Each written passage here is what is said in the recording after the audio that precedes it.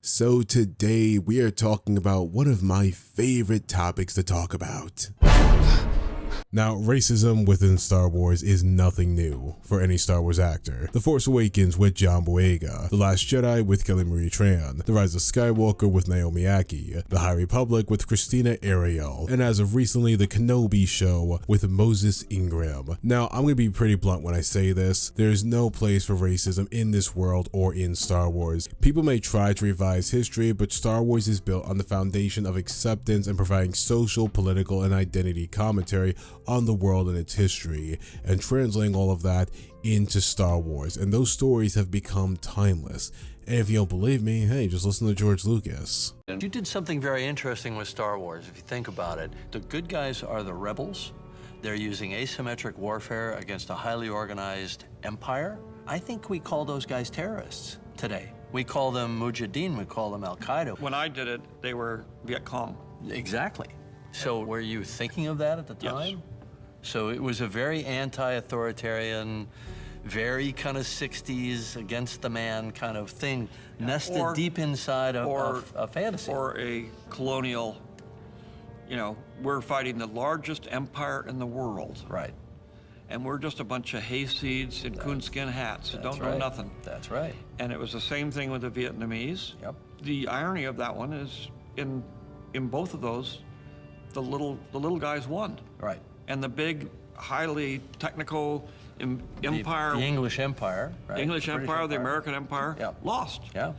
That was the whole point. But that's a classic us not profiting from the lesson of history, because you look at the inception of this country, and it's a very noble fight of the underdog against the massive empire. You look at the situation now, where America is so proud of being the biggest economy, the most powerful military force on the planet. It's become the empire from the perspective of a lot of people around the world. It was the empire during the Vietnam War. But we never learned, from England or Rome or, a dozen other empires that went on for hundreds of years or sometimes thousands of years.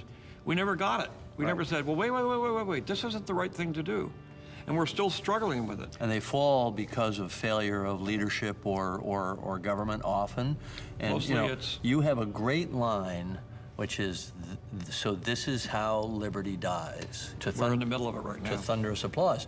Exactly. It was a condemnation of populism in a science fiction context. That's a theme that runs all the way through Star Wars. That was always George Lucas's intent when making these movies, to have Star Wars not reflect our world aesthetically in terms of like the looks of worlds and wardrobe, but the struggles and triumphs and the internal battle we all face living in this world. The battle for democracy, the battle for freedom, that is something that is always there. Likewise, the battle for equality. And yes, these issues are eternal and are just as relevant now as they were back then. The problem here is that the situation regarding racism in Star Wars goes much deeper. To put it bluntly, Star Wars has done a terrible job at treating their black characters with any respect and as equals to that of their white characters in recent memories in modern Star Wars. And Lucasfilm has done an even worse job with their actors and treating them like they mattered in comparison to their white co-stars. Lucasfilm has done a shit job with protecting their actors and treating them like they mattered. Credit where credit is due. The situation regarding Moses Ingram was the first time I think anyone can remember Lucasfilm and Star Wars actually standing up for their actors. And no, we are not going to count that time in 2020 when they said, "We stand with John Boyega." We just sidelined him in the trilogy, made him small in the international posters for The Force Awakens, kept him small for the posters of The Last Jedi and The Rise of Skywalker, kept him off the teaser posters for both films. You raggedy bitch.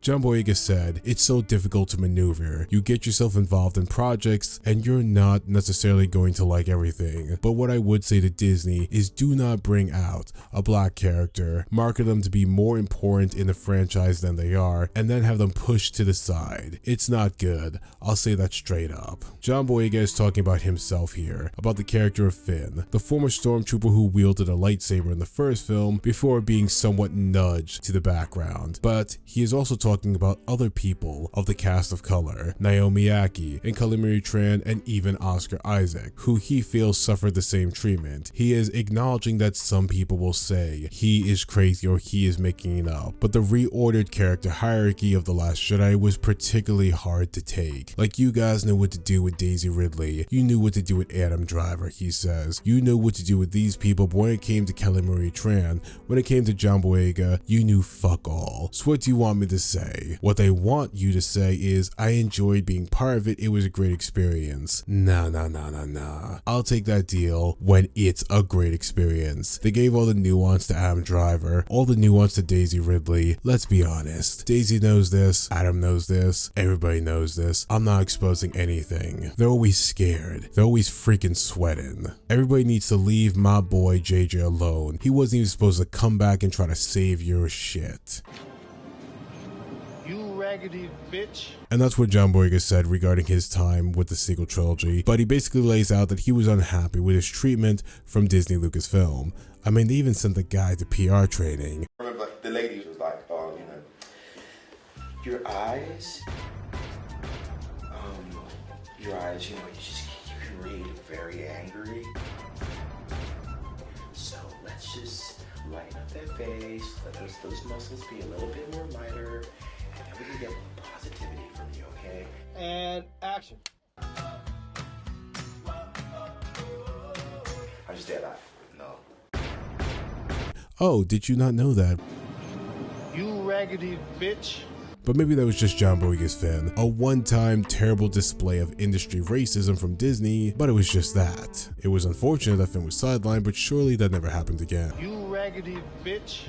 Hey Dandy Newton, let's talk about that. Val sacrifices herself and dies in the first third of the movie, but Newton says that wasn't originally how the scene was going to play out. She told Inverse, I felt disappointed by Star Wars that my character was killed, and actually in the script she wasn't killed. It happened during filming, and it was much more than just with the time we had to do the scenes. It was much easier just to have me die than it is to have me fall into the vacuum of space so I can come back sometime. That's what it originally was. That the explanation and she falls out and you don't know where she's gone, so I could have come back at some point. But when we came to filming, as far as I was concerned and was aware, when it came to the filming of that scene, it was too huge of a set piece to create, so they just had to blow me up and I was done. Newton also spoke with Radio Times about the significance of her role in Solo in 2018. I'm the first woman of color to have a prominent role in the Star Wars legacy. There have been others with one line. Lupita Nyong'o was a computer-generated character in The Force Awakens and The Last Jedi, but you didn't get to see the color of her skin. I'm the first.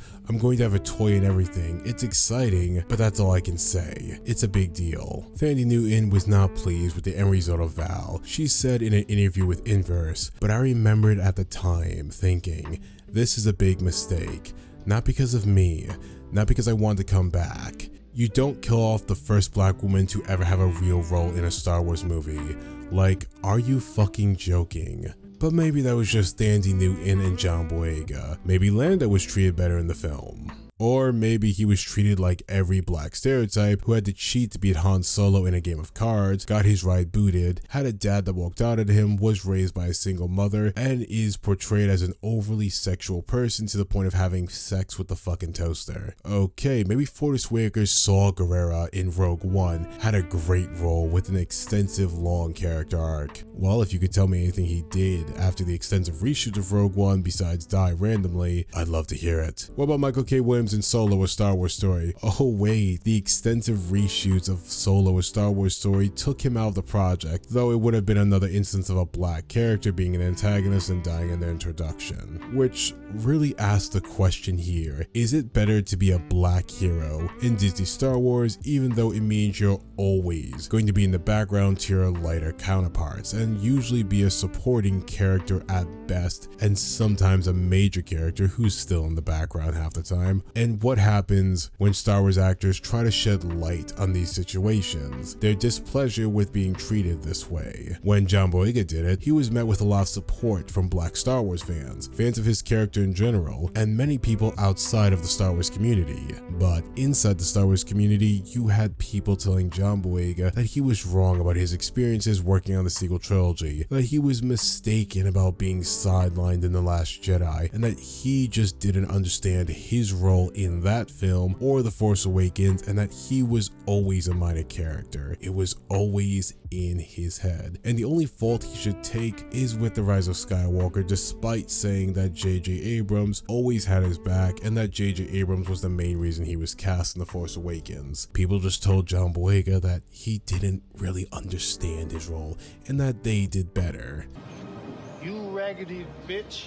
John's criticism of his sidling in The Last Jedi wasn't the only thing he spoke on though. Boyega was also critical on the dynamic between Rey and Kylo, which resulted in John being verbally harassed and slandered. Though not to be one to take abuse, John decided to clap back in a very beautiful way. This is also the case for Thandie Newton in regards to her feelings towards her treatment in Solo. Not many people knew how to respond to a black woman criticizing the handling of her character. So many disregarded what she said at best and insulted her at worst. Why? Because her critical opinions made the film look bad in relation to her, so of course she didn't matter anymore to those people. If Thandie Newton said she loved working on Solo and it was a pleasure, she would be talked about more, but since she was critical of the film because of how it treated her, she is basically ignored entirely. Sometimes people just don't care and they make it out like they do. This would also translate over to anyone who was critical over the treatment of these characters in the community and critical of the way people in the Star Wars community talked about them, which would often end up with certain groups in the Star Wars community seeing them as pariahs. There are a lot of reasons why there are so few Black Star Wars fans active in the community with a large platform. Number one, the racism that actors like John Boyega and Moses Ingram have faced just made it completely alienating to be a part of Star Wars. No one wants to get an escape from real life and see racism in their Star Wars. No, everyone wants to feel like they belong. Number two, many Black Star Wars fans are often pushed out of the fandom if they don't go along with certain narratives. There is a very strong push by bigger platforms inside and outside of the community to only acknowledge white Star Wars characters and fans. If you don't go along with the status quo, you are not seen as important. Star Wars is for everyone as long as you agree with the powers that be. There should be an understanding that what is racist and anti-black is more than just slurs. It's dog whistle microaggressions and the general attitude of treating black people as secondary to non-blacks, not just whites. It's the fact that if black people don't say or act like how you want them to act, they do not matter in your eyes. As of right now, there really aren't any black protagonists left. Disney Lucasfilm has more or less chosen to abandon creating any new black POV characters and has strictly committed to making them supporting characters. Amanda Sternberg will be playing a leading role in the series Acolyte, yet it's unknown if this role is the protagonist or a major leading role. I hope it's a change of pace, but really who knows, and that production it's another thing to talk about another day. Donald Glover's Lando Calrissian series has been put on hold till the foreseeable future. The ball is in Donald's court for some reason according to Lucasfilm, but I don't see him returning to Star Wars anytime soon. Given the track record of how they have creative differences with their filmmakers and their iffy production schedules, I don't think Donald Glover wants to subject himself to any of that. And as of recently, you have Moses Ingram's Reva, and I'm hoping they treat the character well, I'm hoping they treat the character right, but it does go back to something I mentioned before, that it seems like black characters only have two roles to fit in Star Wars. The supporting hero who doesn't get to do much and better not outshine the white heroes, God help them, or the black antagonist, so how do we fix the racist problem in Star Wars, the community, and within Disney Lucasfilm? The best way to fight against racism in the Star Wars community is a couple things. 1. Give support to black voices instead of talking over them, fighting for them, or acting like they don't don't exist. If you actually care about representation in Star Wars, if you actually care about what happens to black people in Star Wars and any color of Star Wars, you should actually let them talk and stop talking for them. 2. Acknowledge that Disney Lucasfilm has to do better by their black characters and characters of color. It shouldn't be a race to see which Star Wars fan can be the biggest ally for whatever message they don't properly understand, but make it known that there is no difference between any of us, that we all deserve a seat at the table and to be treated as equals. That means fighting against explicit racism by bigots and trolls, and fighting against racism by the entertainment industry, which Disney Lucasfilm themselves have been a part of. And you cannot go forward by actually claiming to care about what happened with black people and characters of color without acknowledging that Disney Lucasfilm has done them dirty. Don't just speak up against racism when it's easy and the influencer thing to do when it's comfortable and okay. Speak up when it means going against the grain, when it means going against the status quo. That's all I got for you. Thank you for watching today's video. Thank you for being a part of this community and my life. If you want to support this channel further, consider smashing that like button and subscribe button. You can also support the channel and me by joining my Patreon for as low as $1 a month. Special shout out to these Patreon executive producers. God damn, do I have to change that name? It is so clunky. I had a name, I forgot it. I should probably list the names though now. Gina H, Hirko M, Mali H, Nico R, and all of these lovely people as well.